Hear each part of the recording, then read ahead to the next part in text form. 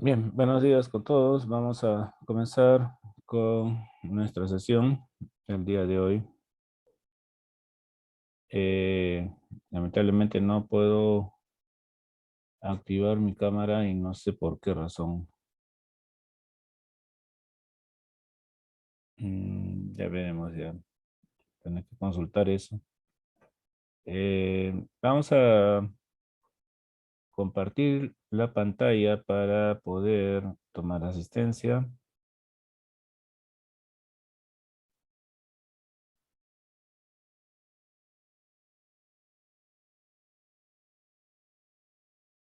A ver, pues compartimos pantalla.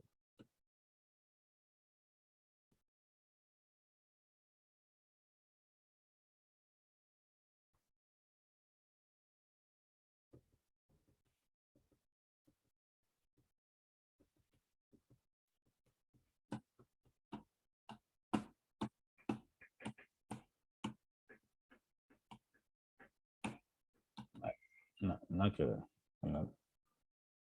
con la cámara. Entonces, vayamos a gestión de cursos y estamos en D1. Día martes de 11 a 1. Tercera semana. Amachi, Presente, doctor. Buenos días. buenos días. San Guamán, Presente, doctor. Buenos días. buenos días. Aragón, Presente, doctor. Buenos días. buenos días. Arteaga, Presente, doctor, buenos días. buenos días. Azaña, Presente, doctor. Buenos días. buenos días. Carpio, Presente, doctor. Buenos días. buenos días. Chancha, Presente, doctor, buenos días. buenos días. Coveñas, Presente, doctor. Buenos días. buenos días. Figueroa, Presente, doctor. Buenos días. buenos días. Garro, Huacachi, Presente, doctor. Buenos días. buenos días. Inga, Presente, doctor. Buenos días. buenos días. Garro levantó la mano. Jara, Presente, doctor. Buenos días. buenos días. León, Presente, doctor. Buenos días. buenos días. Mayorga, Presente, doctor. Buenos días. buenos días. Ortiz, Presente, doctor. Buenos días. buenos días. Pinedo, Presente, doctor. Buenos días. buenos días. Portal, Presente, doctor, buenos días. buenos días. Quintanilla, Presente, doctor. Buenos días. buenos días. Y Romero, Presente, doctor. Buenos días. buenos días. Entonces estamos prácticamente todos y guardamos.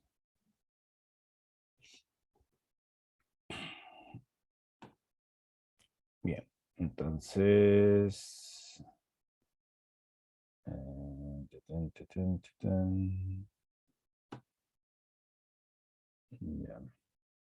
Bien, entonces ya está guardado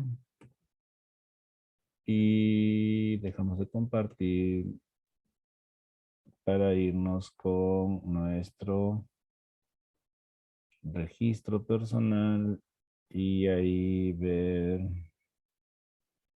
Entonces, para verificar entonces la exposición, le tocaría al grupo número 4, Azaña, Coveñas, Inga y Pinedo.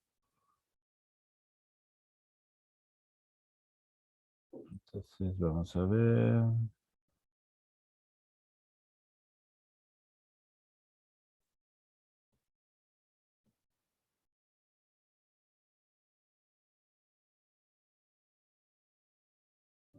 Entonces, faltaría compartir, darle la opción de compartir y ya está.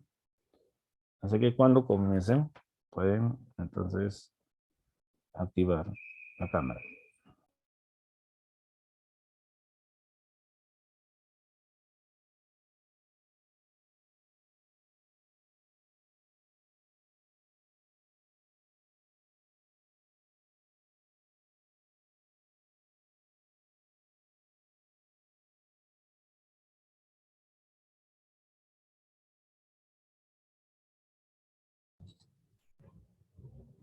Buenos días, profesor y compañeros. A nosotros nos ha tocado exponer el tema Introducción a la Genética. Los que vamos a exponer somos quienes habla Inga Montes Jennifer, Pinedo Granados Sheila, Coveñas Cortés Violeta, Azaña Flores Adela Minado.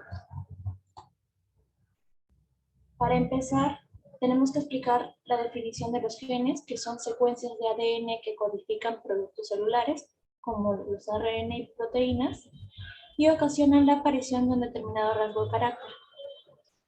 Aquí cada individuo solo va a heredar dos copias del mismo, una de la madre y otra del padre, a lo que llamaremos a la ubicación de las copias, locus, y a los alelos, a las versiones que pueden existir de cada gen responsable de la variación de un rasgo. Estos alelos pueden ser dominantes o recesivos. Dominantes es el que siempre se va a expresar, mientras que el recesivo solo se va a expresar en ausencia del dominante. Ahora, sobre la primera ley de Mendel, que también es conocida como la ley de la segregación equitativa o disyunción de los alelos, va a establecer que cada individuo es portador de dos genes para cada característica, uno heredado del padre y otro de la madre. En sí, las leyes de Mendel van a ser originadas por el estudio de las plantas de la arvejilla que plantaba Mendel, y es a partir de sus leyes donde se puede predecir que los resultados de una cruza mediante relaciones matemáticas sencillas se parten tres tipos de leyes. A continuación, la penetrancia de un gen se define como porcentaje de individuos con un fenotipo determinado, P, que expresan el fenotipo esperado. El defecto de la penetrancia puede deberse a la interacción con otros genes, y acá podemos ver la cruza de la primera ley de Mendel. Y uno de los defectos es la presencia de un dedo más como un defecto de la penetrancia.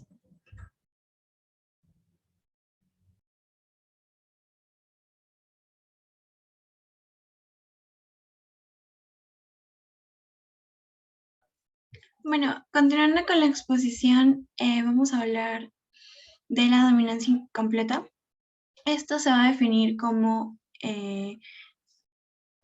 donde el individuo va a ser, heterocigoto y va a presentar el mismo fenotipo que el homocigoto dominante.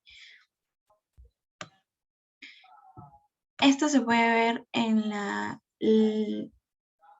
un ejemplo de la ley de Mendel, donde se cruza una planta de semillas verdes con una planta de semillas amarillas, el color amarillo siendo dominante, por ende homocigoto dominante, y el recesivo verde, por ende homocigoto recesivo, donde la planta va a dar como resultado unas plantas heterocigotas en la F1, pero siempre expresándose el carácter amarillo, ya que es el que tiene dominancia completa sobre el carácter verde. Siguiente, por favor.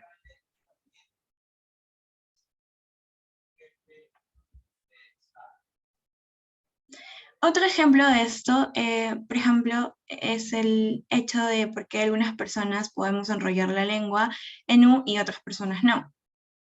Esto se explica ya que en las personas con la capacidad de doblar la lengua en U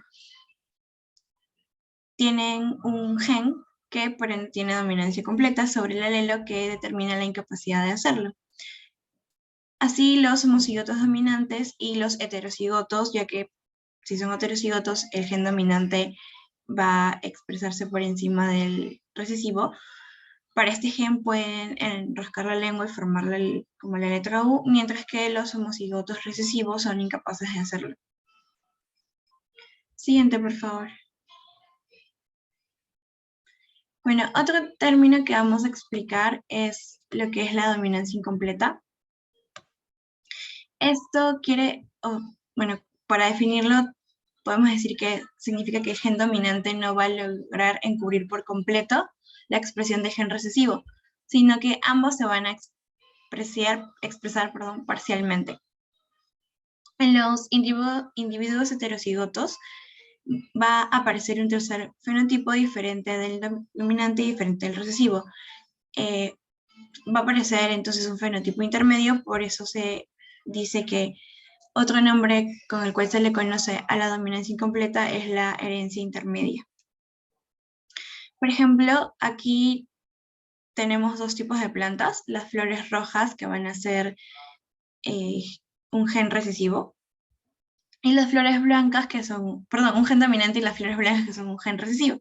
Al cruzarlas, vamos a hacer nuestro tablero de Punnett y como F1 vamos a encontrar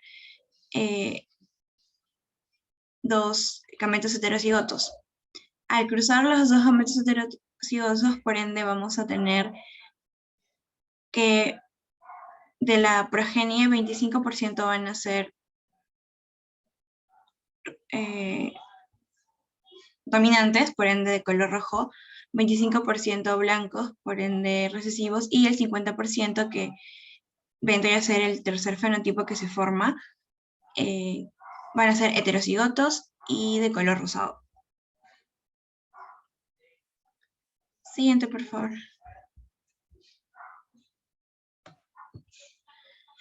Otro ejemplo, bueno, aplicado más a patologías, es la hipercolesterolemia familiar. Esta va a ser una enfermedad, bueno, de origen genético que va a ser caracterizada por altos niveles de LDL en la sangre, lo que va a predisponer a la persona que padezca esto a sufrir de aterosclerosis y tener un alto riesgo para la enfermedad cardiovascular precoz.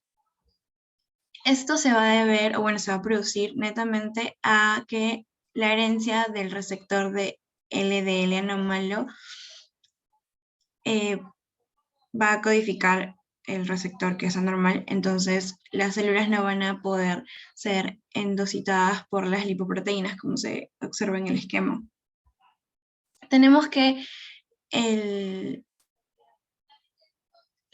va a representar la letra H como el alelo que codifica el receptor para el gen que está anormal, y ha habido un error de redacción y la H minúscula para el alelo que determina el receptor normal.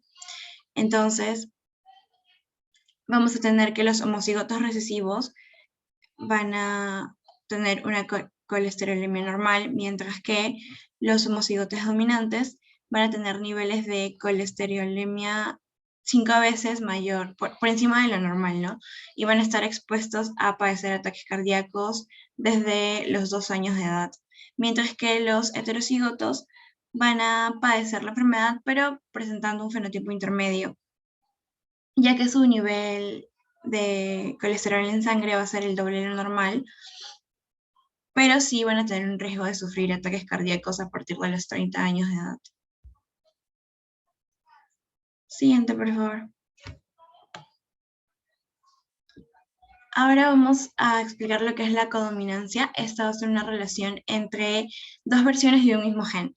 Esto quiere decir que los individuos van a recibir una versión de cada gen, el cual es llamado alelo, pero de cada progenitor. También tenemos que si los alelos son diferentes, normalmente se va a expresar el alelo dominante, mientras que, o bueno, por el contrario, el efecto en el otro alelo va a ser recesivo, ya que lo va a enmascarar o, bueno, se va a poder producir sobre encima de. Pero cuando hay codominancia, ningún alelo es recesivo y el fenotipo de ambos alelos va a ser expresado. Como el ejemplo que se puede observar de una flor de color rosa con una flor de color blanco, el 100% de su descendencia va a ser tanto de color rosa como de color blanco. Siguiente, por favor.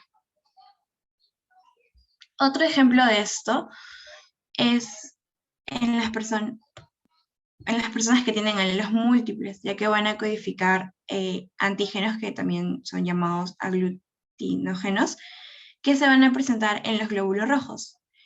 El genotipo para este rasgo va a determinar el grupo sanguíneo, es decir, el fenotipo porque es el que se va a expresar, que presenta cada individuo.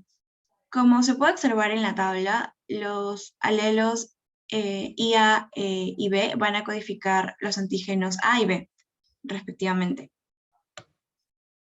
Y bueno, el alelo dominante va a ser el alelo I, que va a codificar la ausencia del antígeno, ¿no? Mientras que los alelos IA e IB van a ser codominantes. Esto va a resultar en la expresión de ambos antígenos en la membrana de los glóbulos rojos. Mientras que en los individuos portadores de los dos alelos, pues,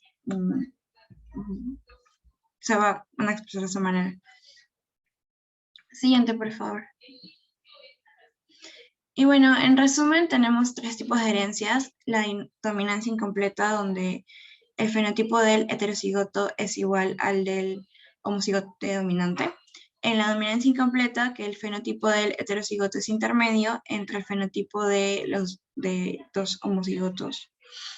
Y la codominancia, donde el fenotipo del heterocigoto va a incluir los fenotipos de ambos homocigotos. También cabe aclarar que los tipos de dominancia tienen fronteras variables de acuerdo al tipo de característica que se va a estudiar y el nivel al cual se examina el fenotipo, ¿no? Dependiendo de lo que quiere el examinador. Siguiente, por favor.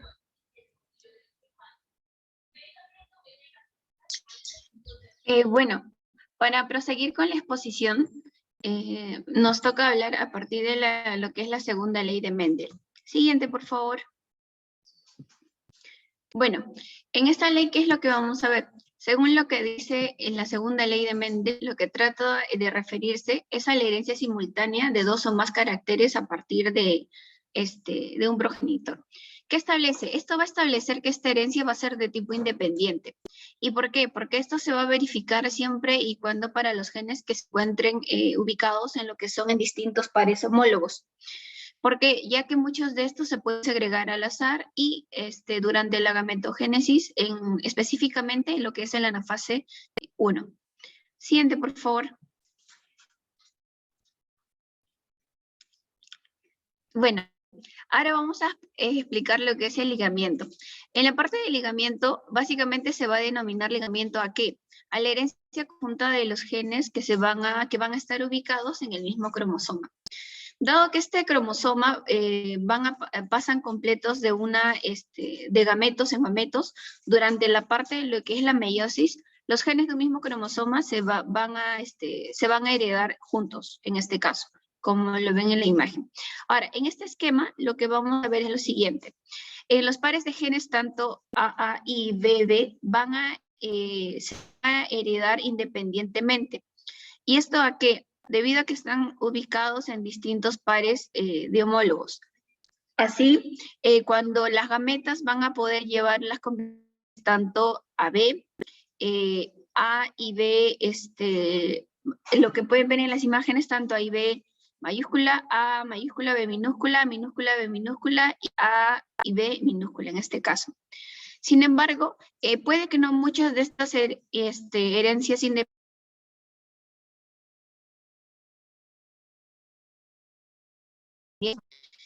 y C y C. Y ya que estos se van a ubicar, ¿y esto por qué sucede? Porque se van a ubicar en el mismo par de homólogos. Básicamente el ligamiento va a determinar que los gametos solo lleven 2 combinaciones de estos genes, tanto AC, y esto debido a qué? Puesto que la disposición original de los mismos están en los mismos cromosomas. Ahora, aquí llevamos el proceso, en el proceso crossing over. Aquí va a ser posible que ciertos casos de ligamiento se van a romper entre 2 genes, y esto ¿qué va a dar lugar o qué va a permitir? Va a permitir la aparición de nuevas combinaciones, tanto como se van a observar en el esquema. Como pueden ver en este caso, en la imagen de abajo, va a haber una fragmentación o va a haber la aparición de nuevas combinaciones como al costado de la que pueden encontrar de la flechita amarilla, en este caso. Siguiente, por favor.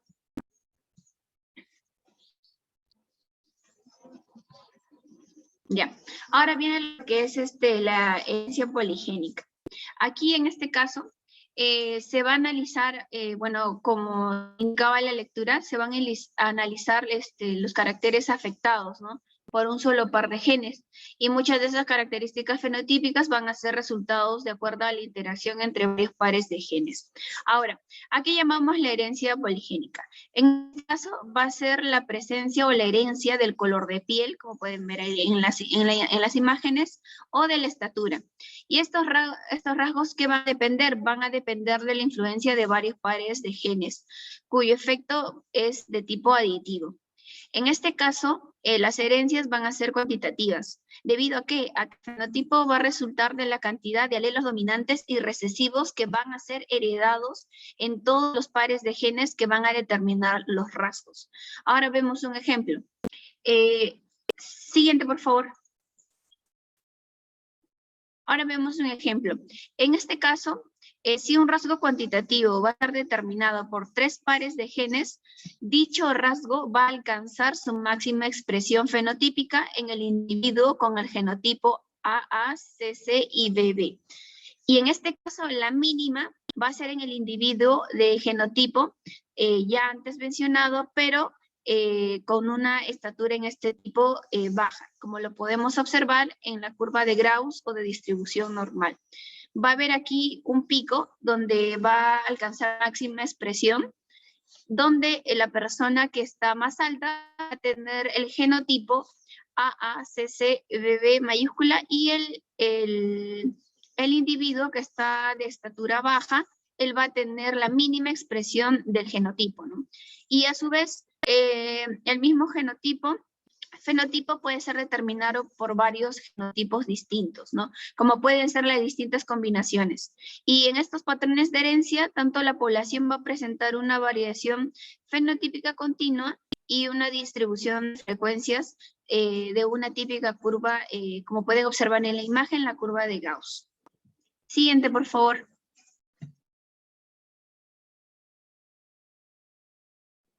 Ya, ahora vamos a hablar lo que vendría a ser los rasgos autosómicos ligados al sexo y holándricos.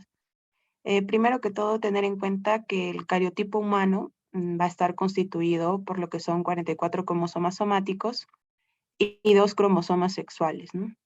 Y tener en cuenta que el par sexual va a ser el que va a determinar el sexo cromosómico. Siguiente, por favor.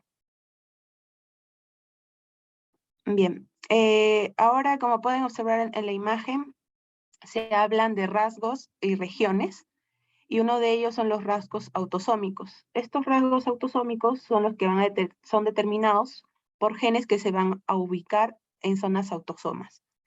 La herencia va a ser diferente al sexo del individuo, y básicamente los autosomas mismos van a ser tanto iguales en los varones como en las mujeres. Cuando hablamos de regiones pseudoautosómicas, vamos a hablar que se encuentran ubicadas en los extremos de los cromosomas X y Y, que son homólogos. Estas van a ser pequeñas regiones de las cuales van a permitir el apareamiento tanto del X e Y en lo que vendría a ser la meiosis. Si hablamos de lo que son los heterólogos, estos van a ser cromosomas no homólogos y por lo tanto van a ser genes distintos. En cuanto a los rasgos ligados al sexo o ligados al X, estos genes van a estar ubicados en lo que vendría a ser la porción heteróloga del cromosoma X.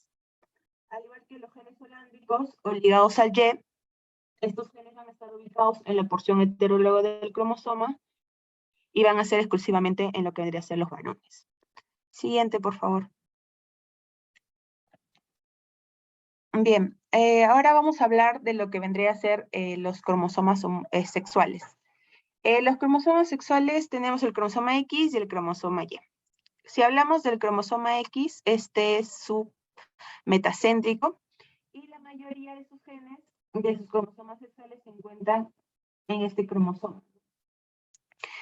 Se habla que en 1949 Murray Barr observó en las células de las hembras la presencia de un corpúsculo nuclear que estaba intensamente teñido, ¿no? El cual se le conoce entonces como lo que es el corpúsculo de Barr. Pero ya para lo que es el año 1961, Mary Lyon, con su hipótesis de Lyon, establece que el corpúsculo de Barr es uno de los cromosomas X, por lo cual se presenta como una heterocromatina. Las primeras semanas de desarrollo de estas células embrionarias, que son uno de los cromosomas X, se encuentran inactivas.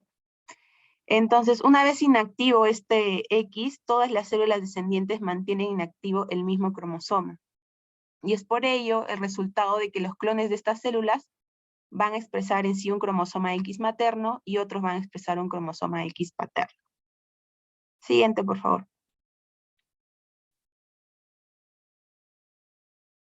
Cuando hablamos de los cromosomas Y, estos van a ser cromosomas acrocéntricos, de aproximadamente 2/3 de lo que le corresponde a una secuencia de cortas repetidas.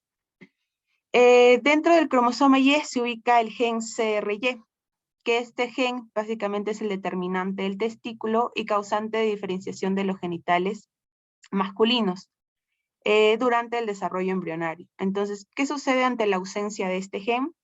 Básicamente puede haber la presencia de un embrión que desarrolle como femenino y la no presencia de 2XX, como lo demuestran las mujeres que padecen de lo que es el síndrome de Turner, ¿no? Siguiente. Al igual que también, otra más, por favor, otro clic más. Ya. Al igual que los varones, ¿no? Que padecen de lo que vendría a ser el síndrome de Klinefelter. Incluso puede haber casos en el cual los varones XX dentales pueden que el gen esté traslocado en uno de los X, o mujeres con XY portadoras de un Y sin el gen SRY, ¿no? Entonces, las abundantes consecuencias no codificadas que se presenten en el cromosoma Y pueden estar acumulativas en mutaciones y se pueden transmitir de padres a hijos varones y se pueden utilizar en sí como marcadores genéticos, ¿no? Siguiente, por favor. Bien, en cuanto a la herencia citoplasmática, tener en cuenta que las mujeres tenemos un cromosoma Y tanto de madre y del padre, así como los varones un cromosoma X de madre y padre, pero todos heredamos el cromosoma mitocondrial de nuestra madre. Para la comparación del ADN mitocondrial, se hizo la posibilidad de un estudio de un linaje, estableciendo un parentesco por línea materna. Básicamente este método se empleó con la finalidad de búsqueda de nuestros ancestros como especie y también para resolver algunos enigmas particulares, ¿no? Por ejemplo, uno de ellos fue lograr la confirmación de identidad de los restos de la última emperatriz rusa, en comparar su ADN mitocondrial con el de su nieto por vía materna, ¿no? El príncipe Felipe Edimburgo. Siguiente, por favor. Bueno, en conclusiones, tener en cuenta que cada individuo solo hereda 2 copias del mismo y una de la madre y tanto del padre. Asimismo, existen alelos que pueden ser tanto dominantes o recesivos, y en cuanto a los rasgos heredables del fenotipo, estos van a estar determinados por el genotipo, pero sí la expresión del fenotipo depende en sí de cierta manera en cuanto al ambiente. Siguiente. Bueno, eso es todo. Gracias.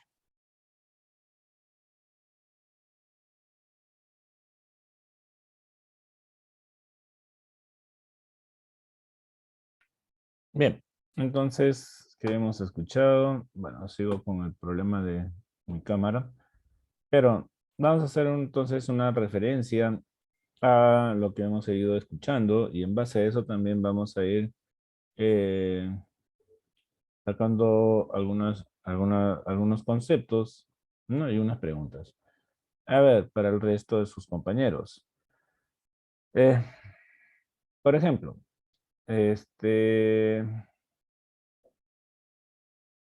bien, Figueroa. ¿Sí, doctor? Muy bien. A ver, la pregunta que te hago está relacionada con, ¿qué son genes holándricos? En primer lugar. Los genes holándricos, o sea, van a ser los o sea, vamos a tener tanto genes de los autosomas y los genes sexuales. Entonces los genes holándricos van a ser las porciones heterólogas, pero del cromosoma X. Del cromosoma Del X. cromosoma Y, perdón, del cromosoma Y, perdón. Me confundí. Ah, ahora sí, Sí, del son cromosoma las Y. regiones heterólogas. Sí, entonces hay que tomar eso en cuenta, es un aspecto muy importante en todo caso. ¿Sí? Un gen holándrico sería, el término holándrico viene pues de holos, que son todos, y andros, de hombre, ¿no? Entonces todos los hombres, todos los varones. Entonces, quiere decir que son genes que se encuentran pues simplemente o que van a estar relacionados con el sexo masculino y se van a transmitir ¿no? a través del sexo masculino. Como dicen sus compañeros, también por el chat están colocando algunos datos muy interesantes, ¿no? Nos hablan de porciones heterólogas y porciones, bueno, entonces si hay porciones heterólogas es porque hay porciones homólogas. A ver, Arteaga, Sí, háblanos un profesor. poco más respecto de eso de qué son porciones homólogas y heterólogas del cromosoma Y. De los genes holándricos, ¿no? Ujú. Bueno, ahorita pregunto sobre las porciones heterólogas y estas vienen a ser, am, ay, ¿cómo era? La porción heteróloga era cuando, no sabría cómo explicarlo, profesor. A ver, ¿qué nos dice Cancha?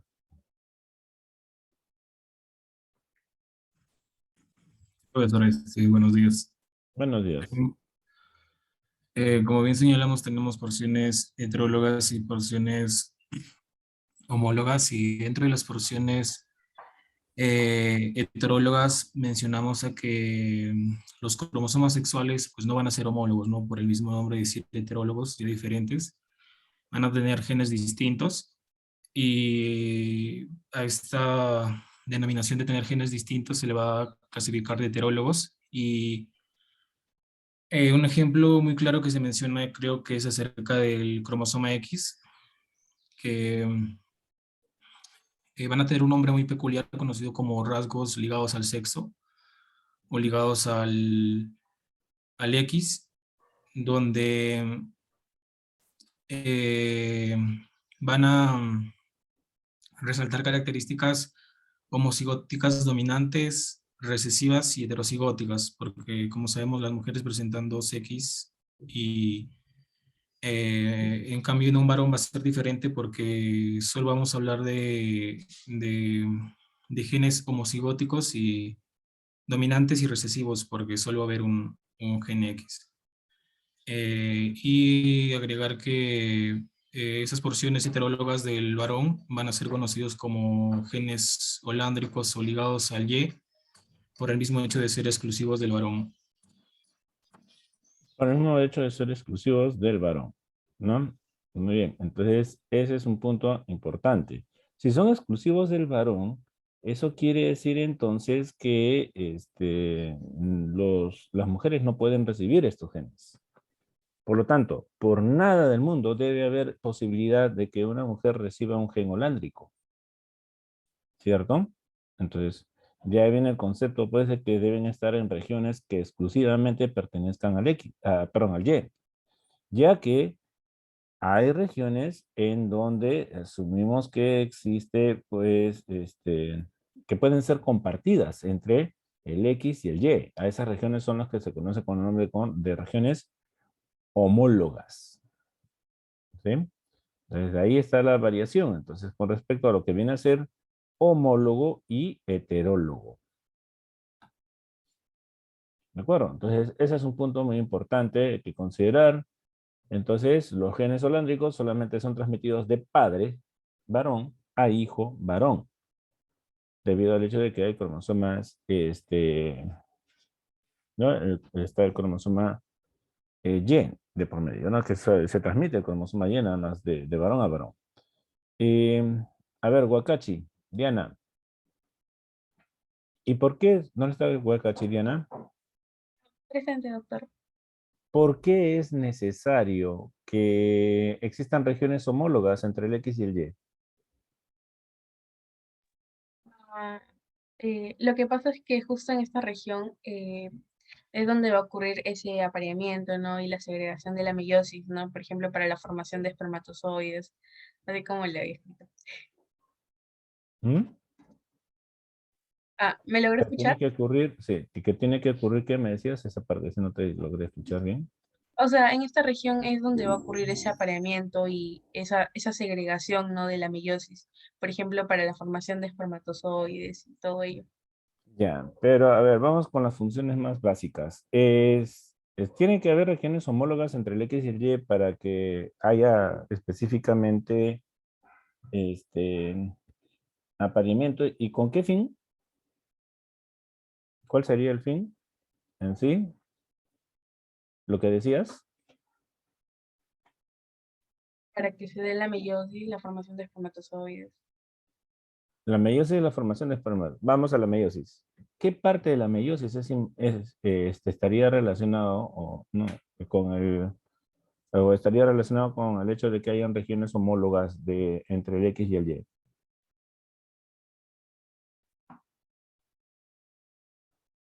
Profase 1, metafase 1, anafase 1, telofase 1. ¿Qué crees?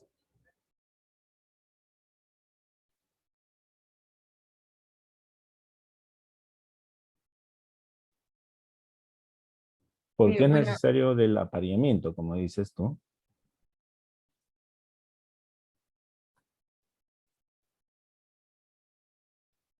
¿Mm?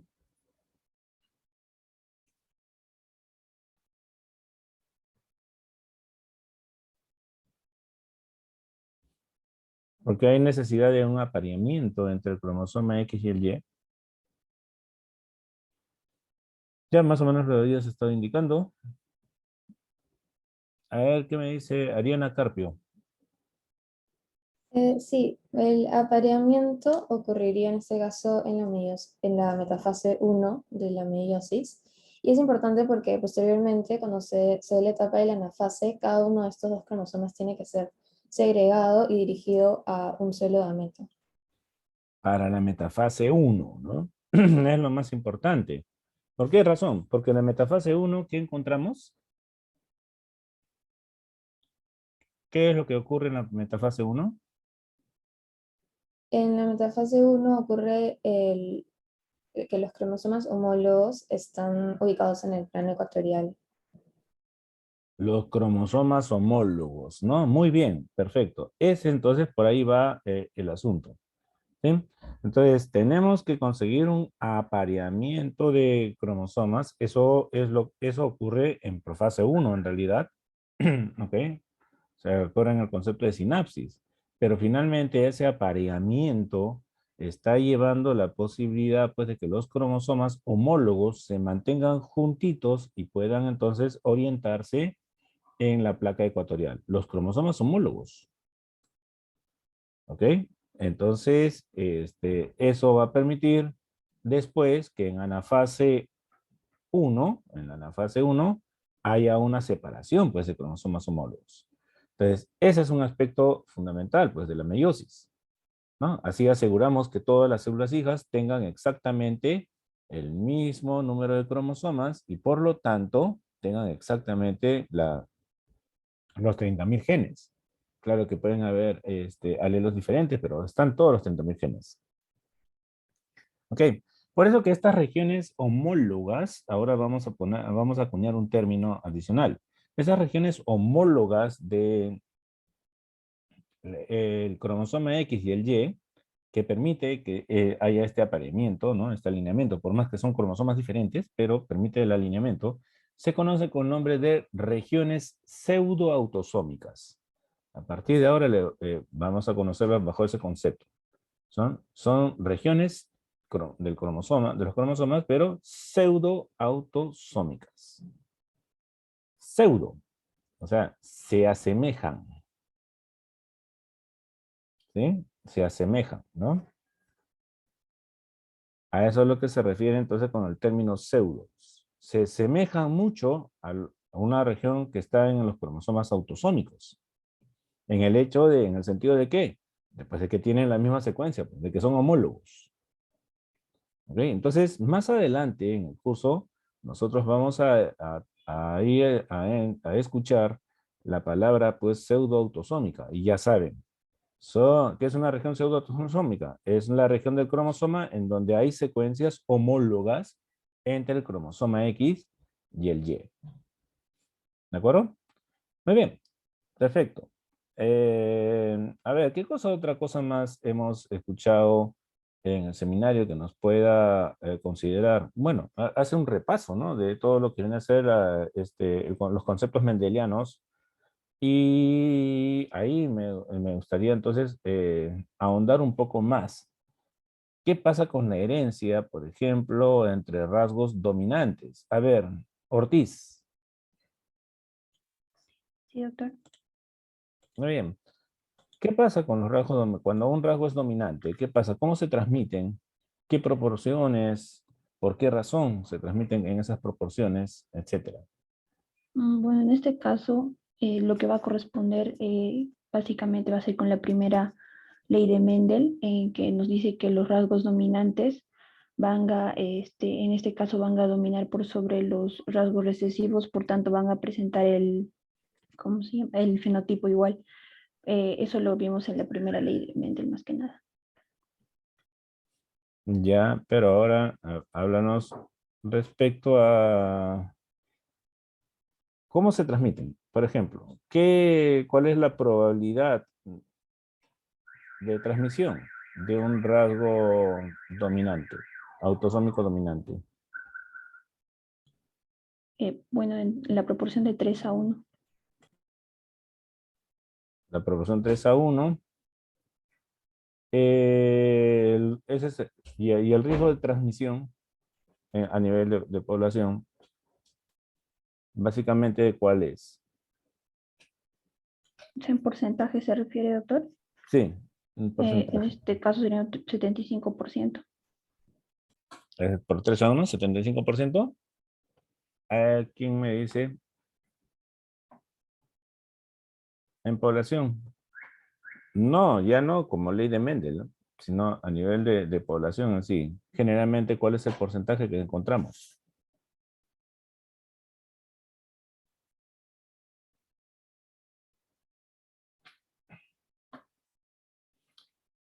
Para que un individuo, bueno, para que un individuo pueda hacer transmisión de un rasgo dominante,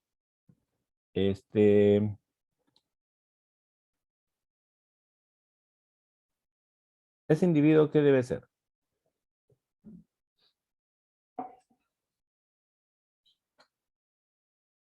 Genotípicamente hablando.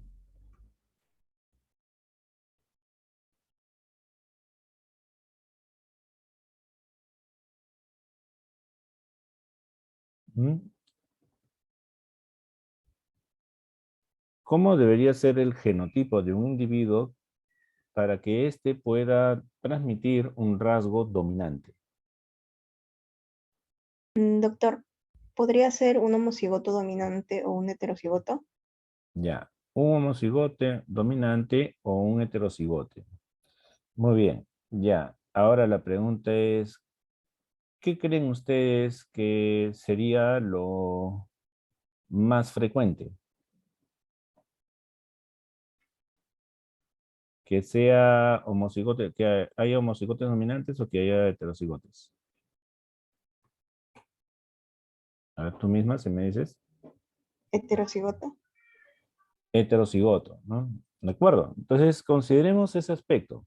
En general, asumimos que la mayoría de las personas, respecto a lo que viene a ser un rasgo dominante, la mayoría de las personas son heterocigotas en la población.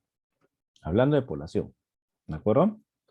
Entonces, y si yo asumo, pues, que la mayoría de las personas son heterocigotas, eso implica, por lo tanto, que ¿cómo sería la probabilidad de transmisión de un heterocigote?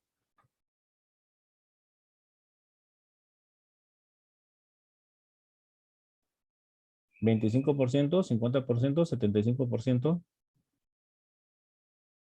¿Sería 50%? 50%, porque un heterocigote va a formar dos tipos de gametos, ¿no? El dominante y el recesivo. No olvidemos ese aspecto. ¿Ok? Entonces, ese es un dato que consideremos, ¿no? Por lo general, nosotros decimos, por lo tanto, que un rasgo dominante, pues estamos esperando que la probabilidad de transmisión sea de 50%. En cambio, cuando yo hablo de un rasgo recesivo, ahí sí varía un poco el asunto. ¿Por qué razón? Porque un rasgo recesivo, en primer lugar, igual, ¿qué decimos? ¿Qué encontramos fundamentalmente en la población? ¿Homocigotes o heterocigotes? ¿Homocigotes recesivos o heterocigotes?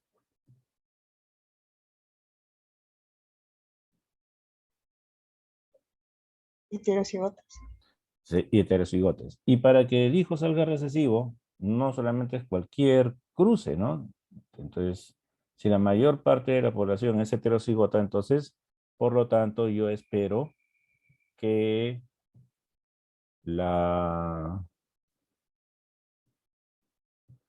que el cruce sea entre ¿quiénes?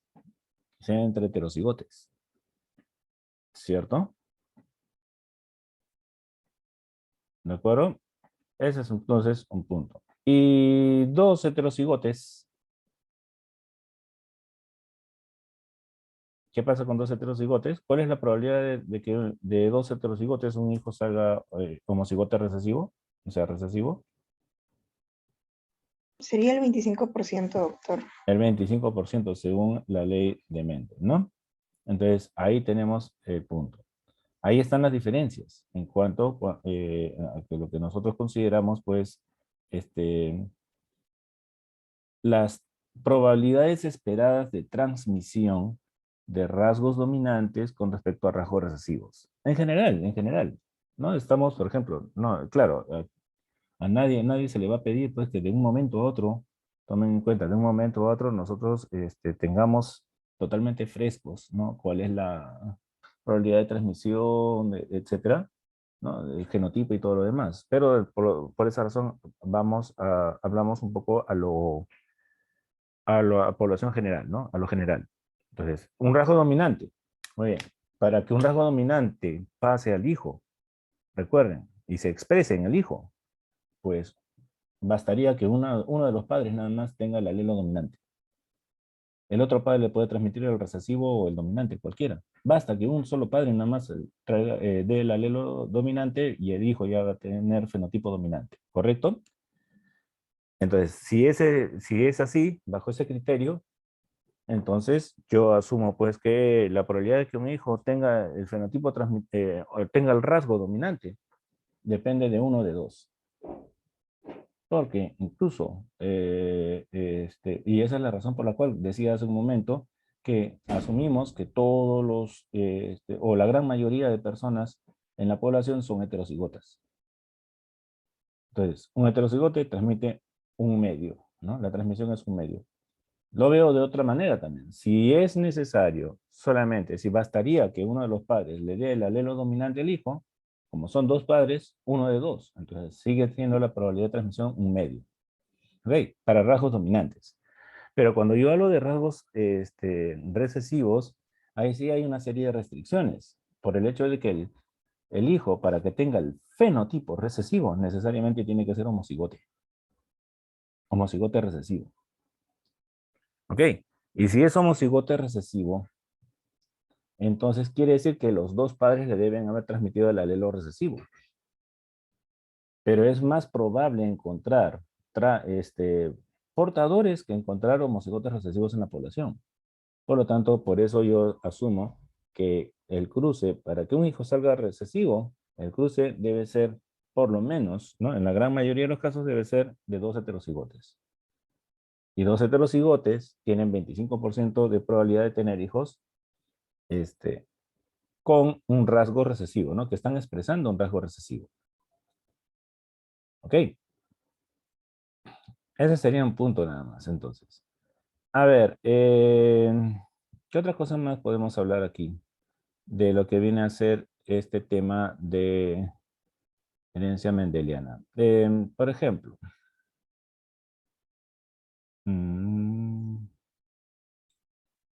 vamos a ver, introducción a la genética, ¿no?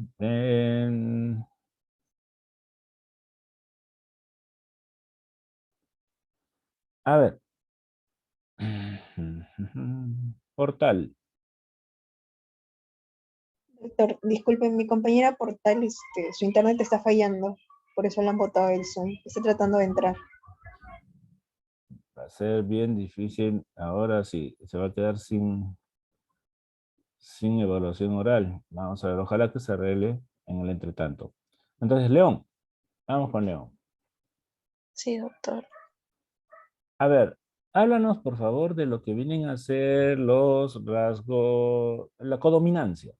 ¿Qué implica codominancia? ¿Ok?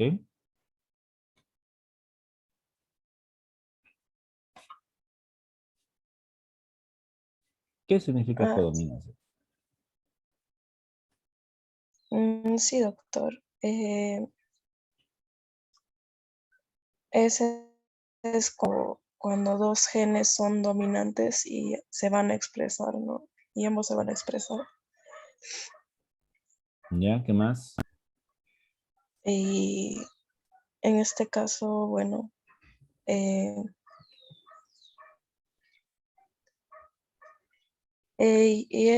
bueno, en la lectura mencionan que había puesto un ejemplo sobre los grupos sanguíneos, ¿no? Que de alguna forma ya tanto del padre y de la madre ambas se iban a expresar, ¿no? Y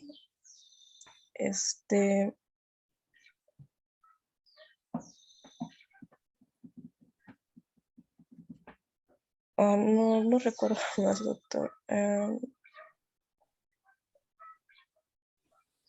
Bien, muy bien.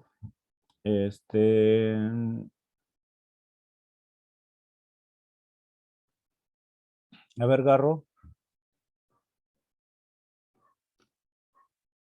Doctor, codominancia es que en el heterocigoto va a incluir los fenotipos de ambos homocigotos. Es Ya. cuando hay una relación entre las dos versiones del mismo gen, eh, ambos van a ser, digamos, dominantes, ¿no? Ambos van a ser dominantes, ¿no? Perfecto. Bueno, si ambos son dominantes, entonces quiere decir que se expresan. Sí o sí se van a expresar en todo momento. ¿Ok? Entonces, ese es un punto que debemos tomar en cuenta. Entonces, cuando revisamos estos conceptos.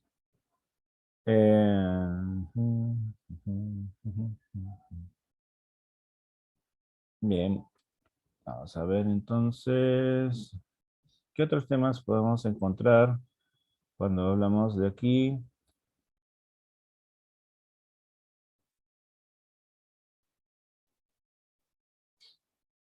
A ver.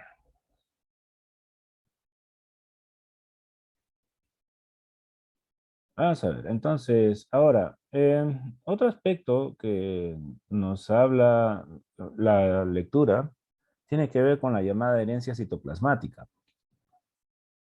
A ver, Portal, Claudia, ella es la que está con problemas con esto, ¿no? Ya logré ingresar, doctor. Ya. Herencia citoplasmática. Háblanos un poco de lo que es herencia citoplasmática. A ver.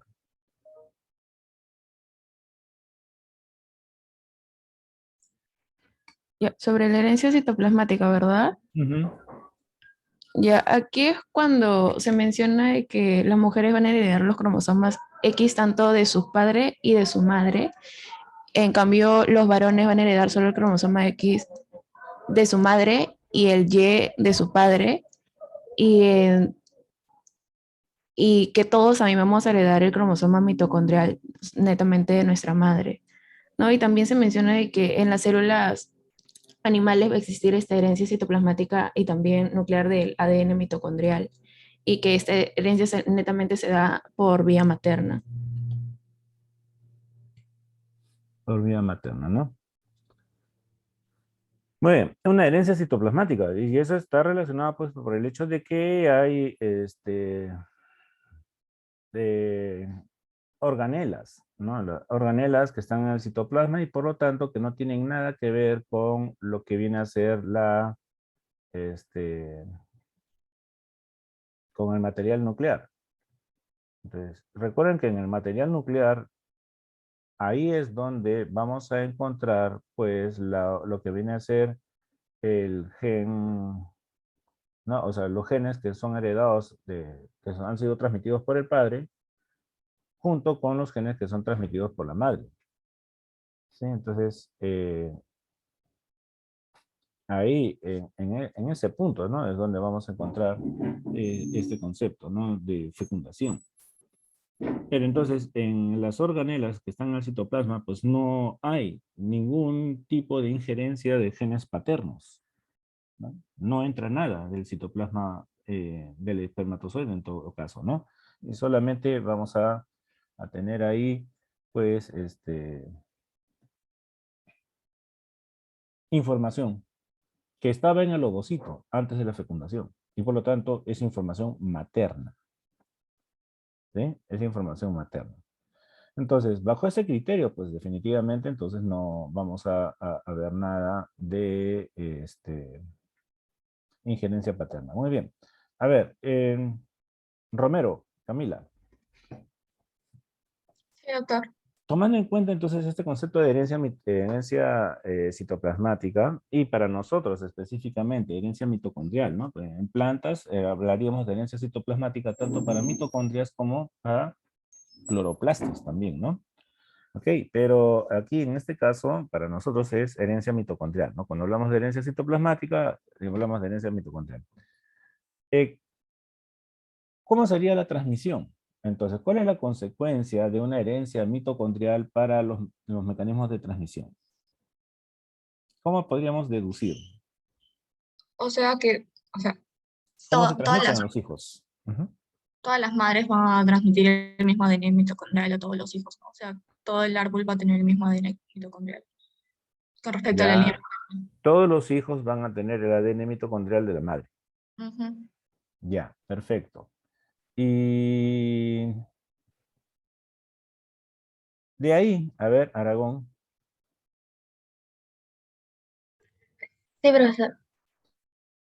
Y de ahí, ya, el 100% de hijos tienen el ADN mitocondrial de la madre. ¿Y luego qué pasa? ¿Todos los hijos le transmiten también el ADN mitocondrial a todos los hijos?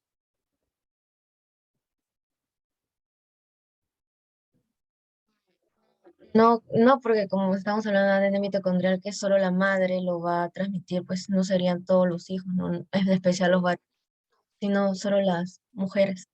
Entonces quiere decir que los varones no podríamos transmitir DNA mitocondrial, nuestro DNA mitocondrial a nuestros hijos. Ni siquiera a los varones, ni siquiera a las mujeres. ¿Correcto? De ahí entonces tenemos pues una herencia 100% materna.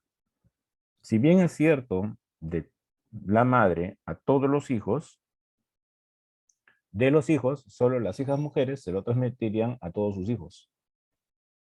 Y de los nietos, solo las nietas lo transmitirían a todos sus hijos y así sucesivamente, ¿no? Entonces, tendríamos una línea materna, ¿no? En todo caso, ¿no? Heredamos nuestro DNA mitocondrial de nuestra madre, pero también podemos considerar pues que ese DNA mitocondrial debe tener también coincidencias con nuestra abuela materna. Ni siquiera con nuestra abuela paterna, no, simplemente con nuestra abuela materna. ¿Okay? Es una línea materna la que se está siendo transmitida a través de las generaciones. ¿De acuerdo? Entonces, ese es un punto muy interesante porque eso nos habla pues de que estamos No, estamos viendo mecanismos de transmisión muy, pero muy particulares. Ya no son tanto lo que vendría a ser una herencia mendeliana típica, ¿no? Una herencia mendeliana típica. El DNA mitocondrial en realidad ha sido muy interesante y muy importante en el desarrollo de la genética, en el desarrollo de la medicina, en general, porque en primer lugar, por ejemplo, no hay pierde, ¿no? Tomemos en cuenta eso, ¿no? Nuestro DNA mitocondrial de cada uno de nosotros está proveniendo directamente por la línea materna.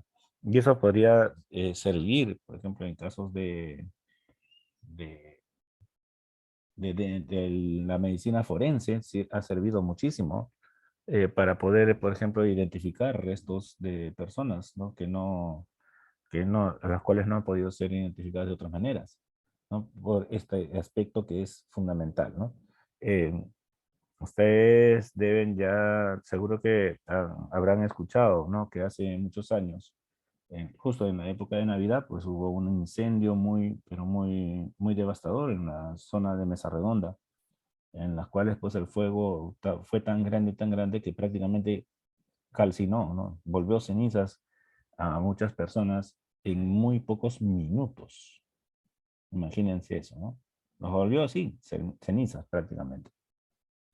Y lo único que quedaron de alguna de estas personas, o casi intactas, o relativamente intactas, fueron, por ejemplo, pedazos de huesos o dientes.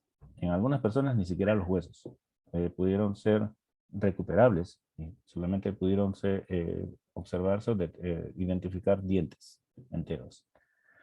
A partir de estas muestras de dientes, es que se tomaron un poco de estas muestras a fin de poder sacar de ahí los osteocitos, ¿no? Que podrían haber sobrevivido, ¿no? Gracias a la estructura mineral del diente. Entonces eso protegió del calor a las células y de esas células se extrajo el ADN mitocondrial.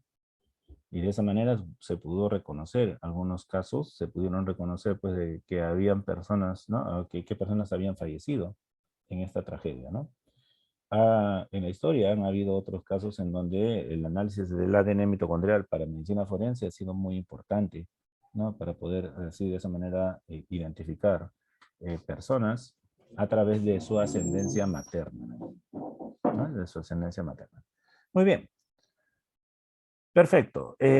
Sigamos entonces viendo qué otras cosas hemos revisado en este seminario.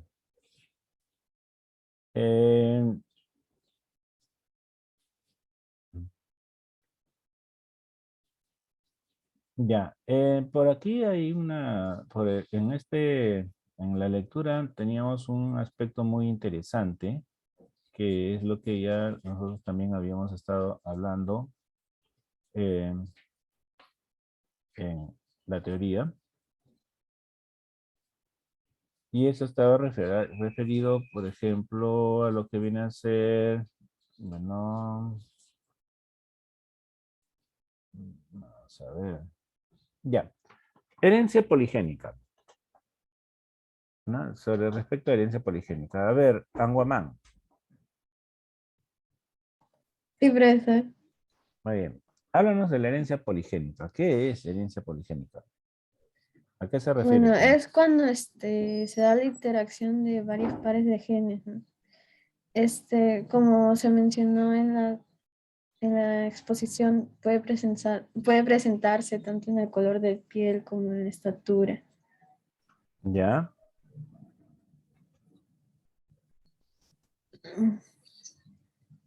Bueno, ya acá también se menciona lo que es la herencia cuantitativa, ¿no? Herencia Ya que, poligénica tiene que ver con la herencia cuantitativa. ya que la herencia poligénica va a ser la expresión fenotípica, ¿no? de resultado de la interacción de los varios genes. Y entonces el fenotipo va a ser el resultado de la cantidad de los alelos tanto dominantes recesivos que hayan sido heredados. Ya, muy bien. Ahora, muy bien. Ahora, a ver, Amachi. Amachi, Magali, ¿no está? Sí, doctor, presente. Se me había lajeado la mano. Ya, muy bien. A ver, Magali.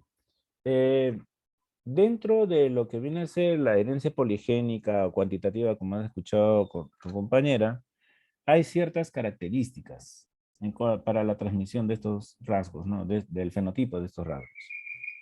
¿Qué características tiene la herencia poligénica? Bueno, según la lectura, se menciona, por ejemplo, uno podría tener un tipo de color muy característico de uno mismo, diferente al otro en cuanto a la piel o la estatura también, ¿no? Y este fenotipo, pues, era resultado de la cantidad de alelos tanto dominantes y recesivos que nosotros heredábamos de nuestros progenitores. A ver, a ver, a ver. Nuevamente, poco a poco, para ir evaluando. Entonces me dices que primero es que el fenotipo se presenta en una gama, ¿no? En un intervalo, en un abanico de posibles fenotipos. Entonces, hay una escala, ¿no? Se genera una escala, ¿no? Entonces, por ejemplo, en el caso del color de la piel, por esa razón no tenemos dos pieles, dos tipos de piel nada más, ¿no? O sea, piel totalmente blanca, piel totalmente oscura. No, ¿no? Si no hay una escala, y eso pues definitivamente debe estar relacionado con la combinación de alelos, ¿no? Alelos dominantes y recesivos de cada uno de estos genes, ¿no? Entonces, cada uno de los genes que participan en una herencia poligénica están aportando algo del valor fenotípico, ¿no? Del valor del fenotipo. Muy bien. Ahora, ¿qué otra característica? A ver, dime, Magali. Otra característica también que se nos menciona en el texto es en cuanto a la estatura, ¿no? Cada uno de nosotros tenemos en cuanto a la estatura, pues tenemos un rasgo muy característico, ¿no? Unos podemos ser más altos, otros más bajos, y también esto se relaciona con los alelos tanto dominantes y recesivos que adquiríamos de nuestros progenitores. Ya, muy bien. A ver, Quintanilla. Sí, doctor.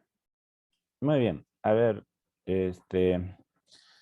Tatiana, háblanos un poco de lo que, ya, bien, has escuchado entonces de que sí, los rasgos, ¿no? Cuantitativos, bueno, el fenotipo va a depender pues de, ¿no? La combinación del número de alelos dominantes o recesivos que tenga de cada uno de esos genes, pero hay otra característica muy importante también para los rasgos cuantitativos, que no tienen que no lo vemos en los rasgos cualitativos. ¿Qué otra característica tenemos en rasgos cuantitativos o poligénicos? ¿Podría ser lo que es el efecto aditivo? ¿A eso se refería? Muy bien, el efecto aditivo es lo que resume lo que ha dicho tu compañera, ¿no? Que vamos a ir sumando, ¿no? El fenotipo viene a ser finalmente la suma de los aportes de cada uno de los alelos, ¿no? De cada gen, ¿no? El recesivo cada recesivo aporta 15 centímetros a la estatura, ¿no? Al rasgo de estatura. Cada dominante aporta 25 centímetros, por decir, ¿no? Algo así, ¿no? Eso es el efecto aditivo. Muy bien.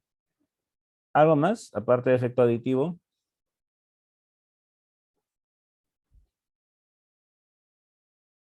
¿Alguna otra cosa que tenga que ver también con respecto a la regulación del fenotipo, finalmente? A ver, Mayorga, Mayelín. Sí, doctor. ¿Mm? ¿Podría repetir la pregunta, por favor? Aparte del efecto aditivo que vemos en la herencia multigénica que Tatiana nos ha señalado, nos ha definido, ¿qué otra característica podemos encontrar en la herencia multigénica o cuantitativa? Bueno, en la lectura también se mencionaba que si se podría decir que en el caso de que haya tres pares de genes, Uno de ellos Ya, va a alcanzar una expresión fenotípica en el individuo. Y eso también estaba relacionado con la altura. Y también hablaban sobre la curva de Gauss. claro, ese es el efecto aditivo. ¿Qué otro rasgo más? Hay una palabra ahí que se utiliza también para calificar a los rasgos multifactoriales o cualitativos, perdón, o cuantitativos. Ah, No es los rasgos multifactoriales son cuantitativos y también son, bueno, ya lo dije ya por ahí. ¿Qué implica en todo caso que sean multifactoriales? una variación fenotípica. ¿Una variación Ajá, fenotípica. genética? Bueno, como variación genética no es lo mismo, ¿no? Tienen alelos dominantes recesivos, ahí hay una variación genética. ¿Qué más? A ver, por ahí, Puede ser ¿quién que levantó la tiene mano? un patrón de herencia que posee una variación fenotípica continua. Variación fenotípica continua, muy bien, y eso está relacionado pues con el efecto aditivo, ¿sí? Ese es efecto aditivo, muy bien, pero si yo digo multifactorial, significa entonces que deben haber no solamente factores genéticos, sino deben haber factores, por el chat ya me lo habían dicho, Ambientales. ambientales, así es. ¿Sí? Hay un aporte ambiental y eso quizás lo veamos entonces al final del curso, ¿no? Donde vamos a hablar, aunque someramente, pero vamos a hablar sobre factores o rasgos multifactoriales, ¿ok? Pues hay un aporte genético y hay un aporte ambiental. El aporte genético nos va a dar la tendencia. La tendencia implica pues más o menos cuál es, ¿no? En promedio, ¿no? Teóricamente, cuál es el valor fenotípico que vamos a llegar. ¿Qué esperamos en todo caso? Pero el factor ambiental finalmente es el que va a modular y que puede detener o puede incrementar esta tendencia teórica. ¿Sí? Es el caso por ejemplo, el caso de la estatura, justamente, ¿no? En el caso de la estatura, nosotros tenemos pues que hay una tendencia de que los hijos lleguen a obtener el promedio de la estatura de los padres. Esa es la tendencia, vuelvo a decir, ¿ok? Es la tendencia. Pero factores ya no genéticos son los que van a ir generando, entonces, el incremento de la expresión de estatura o su detenimiento en todo caso. Tatiana, ¿habías levantado la mano, creo? Ah, Diana. Diana. Sí, profe, justo relacionándome un poco con lo que usted está mencionando y una duda que tengo es que como en otra lectura nos habían dicho acerca de la enfermedad recesiva de fenilcetonuria, ¿no?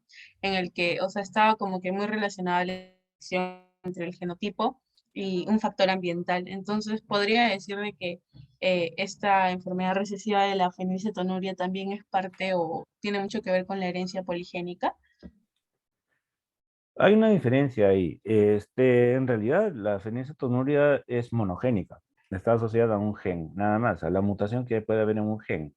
Y lo que se habla del factor ambiental está relacionado con el hecho de que el fenotipo se va a expresar o no, dependiendo de una característica fundamental, que es la dieta, ¿no? La fenilcetonuria tiene que ver con un problema que se tiene de no poder metabolizar un aminoácido en particular. Entonces, si no metabolizamos un aminoácido en particular e ingerimos este aminoácido en cantidad, entonces el aminoácido se va a acumular dentro de nuestro cuerpo, en nuestra sangre. Y la acumulación, pues, es la que produce la patología, ¿no?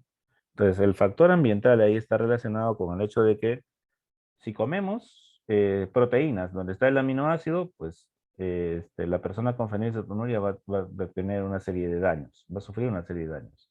Pero si no ingiere el aminoácido, no tiene esos daños, ¿no? Es un caso muy especial. El caso más típico y el que de repente lo podemos tener muy cercano a nosotros, de repente, es el de la intolerancia a la lactosa, por ejemplo, ¿no?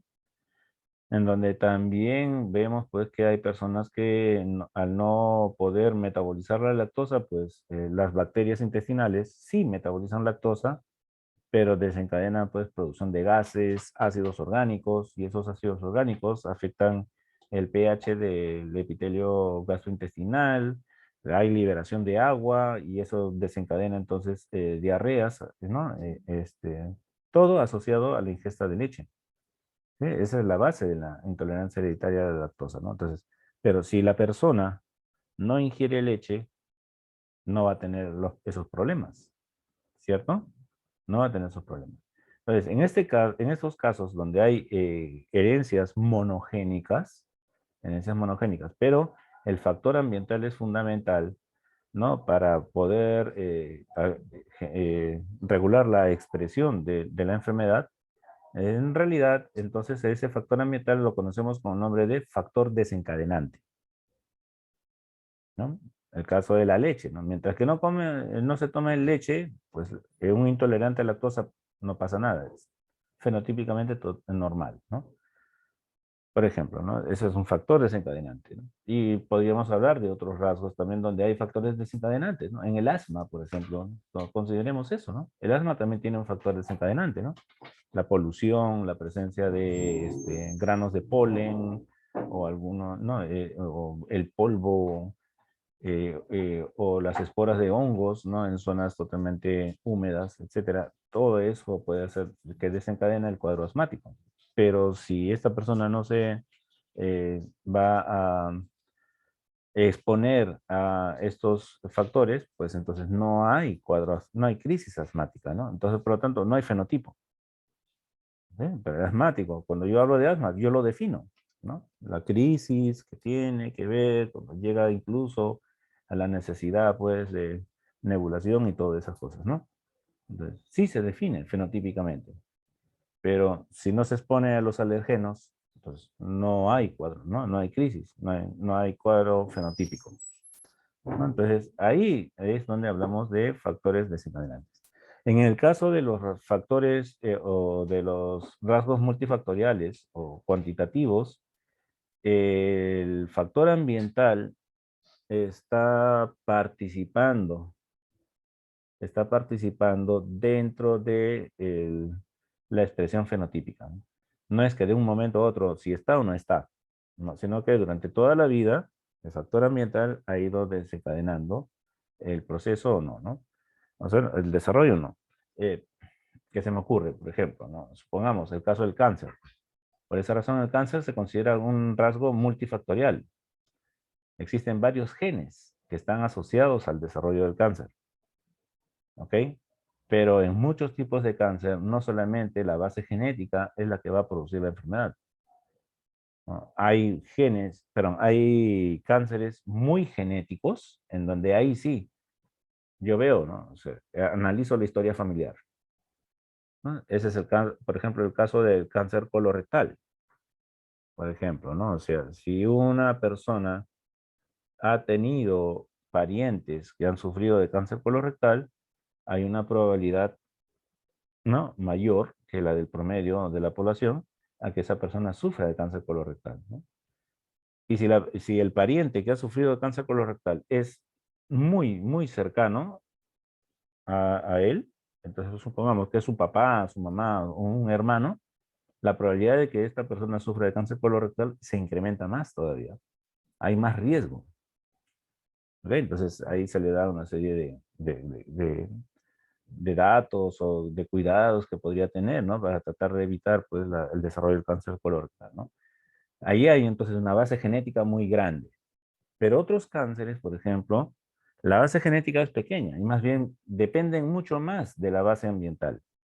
Y el caso concreto es el cáncer a pulmón, ¿no? El cáncer a pulmón, ¿no? En pacientes que sufren de cáncer a pulmón se ha encontrado, cierto que se han encontrado mutaciones en algunos genes, pero no en todas las personas. Por esa razón, entonces, no hay una base genética muy grande para el cáncer de pulmón, ¿no? Como estábamos hablando. Más bien, ¿cuál es el factor más importante que está asociado al a desencadenar cáncer de pulmón?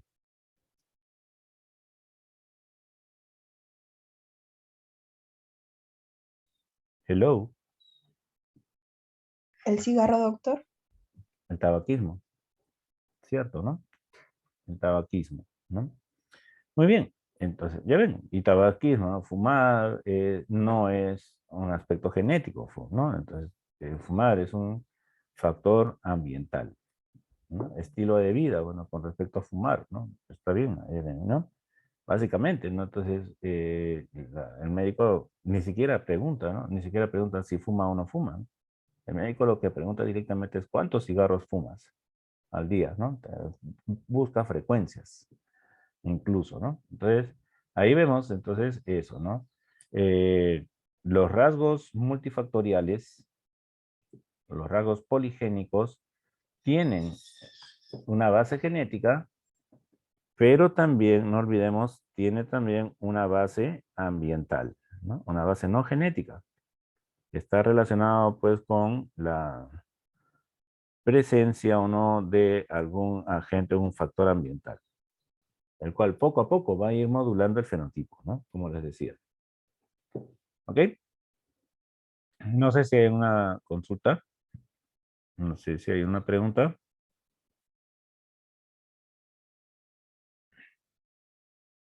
Bueno, entonces, si no tenemos preguntas, sí, fenilcetonuria, Diana, vamos a volver a hablar y bastante. En realidad, tenemos una clase en particular en donde vamos a hablar regular acerca de la fenilcetonuria, que es muy interesante, ¿no? Porque es un desorden, le llamamos, es una enfermedad genética metabólica, ¿no? Producto de la deficiencia genética de una enzima. Bien. Eh, bien, señores. Por el día de hoy creo que nos vamos a tener que quedar acá. Que he tenido problemas con la plataforma y el cuestionario que se supone que deberíamos haber tomado ahora. Lo vamos a dejar pendiente ya que este seminario es relativamente corto y más bien lo juntaríamos, si, ¿no? Si les parece a ustedes, juntaríamos el cuestionario con el cuestionario que tomaremos el día viernes, ¿no? En el siguiente seminario. ¿Ok? Como los dos temas son lo mismo, herencia mendeliana uno y el otro es mendelismo complejo, entonces vamos a empatar los dos. ¿De acuerdo? De tal manera que tomamos un solo cuestionario y ese cuestionario lo vamos a poder duplicar para estos dos seminarios, para el del día de hoy y para el de el viernes. ¿Ok? Hugo, dime. Doctor, ¿siguen siendo 8 preguntas? ¿Van a ser 4 de cada seminario? Son 8 preguntas. Podríamos decir que sí y que no. El problema es que, como les digo, si se dan cuenta, ustedes revisen la lectura de mendelismo complejo y van a ver cosas que han hablado, herencia ligada al sexo, por ejemplo, también van a volver a tocar, ¿no? Entonces, por lo tanto, como que se empalman. Ya, a menos que ustedes quieran y separemos así, 4-4. Por mí no habría ningún problema. ¿Sí? ¿Se les parece? Entonces quedamos así mejor. 4 preguntas de este seminario y 4 preguntas del siguiente. Ok, doctor. ¿Ya? Mejor. Listo. Entonces, pero van a ver ustedes que el próximo seminario es como así decir, la continuación de este de aquí. ¿Ok? Muy bien, muchachos. Entonces, creo que podemos quedarnos acá. Bueno, se salvan del cuestionario el día de hoy, no debido a un problema aquí en la plataforma. No ha podido recuperar el cuestionario, pero igualito lo vamos a dar el próximo, este viernes que viene, ¿no? Este viernes. Listo, chicos. No sé si hay alguna cosa más, si no, entonces nos quedamos por el día de hoy en este punto. Salimos más temprano de lo normal, ¿no? De lo calculado. Muy bien. Si no hay más cosas que decir, nos quedamos aquí y estaremos viéndonos la próxima clase. Hasta luego con todos. Hasta luego, doctor. Hasta luego, doctor. Ya. Hasta luego, gracias.